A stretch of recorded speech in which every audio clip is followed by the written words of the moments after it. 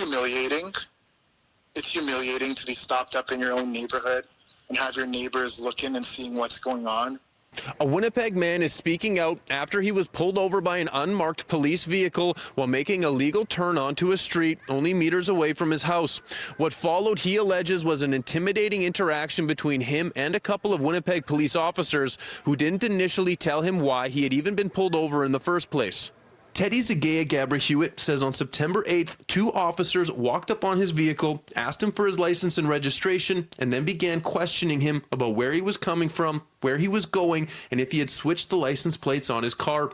He alleges officers asked him if he was armed, which immediately set off alarm bells in his head because his interpretation of the question was that officers were already viewing him as a dangerous threat. They said, "It looks like you have a bulge in your pocket. Are you carrying a weapon?" And I said, "No, I don't have a weapon. I have hand sanitizer." And I'm a black person, and police interactions can result in violence, racist violence that escalate when people do everything right.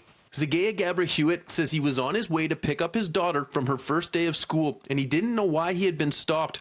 He says an officer left to run his ID and registration. When the officer returned, Zagaya Gabra-Hewitt asked him why he had been pulled over, and that's when he was told the color of his car didn't match the description on his registration.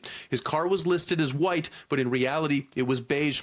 At this point, Zagaya Gabra-Hewitt says officers began questioning him about his wife, and he responded by asking if he was free to go. And that's when he felt the officers became visibly upset with his response. I just said, I'm happy to answer these questions, but if I don't need to answer these questions, I'd rather not. To be met with a hostile response to that, again, just made me feel like you have to do this.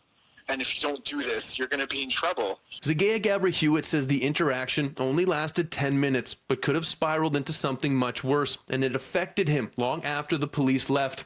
As millions marched to bring awareness to police brutality against people of color in North America, Zagaya Gabra-Hewitt wants people to realize this happens everywhere.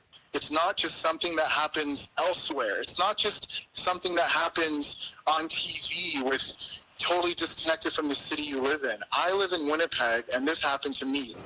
City News reached out to the Winnipeg police, who say it is standard procedure to not always divulge why a vehicle is being pulled over.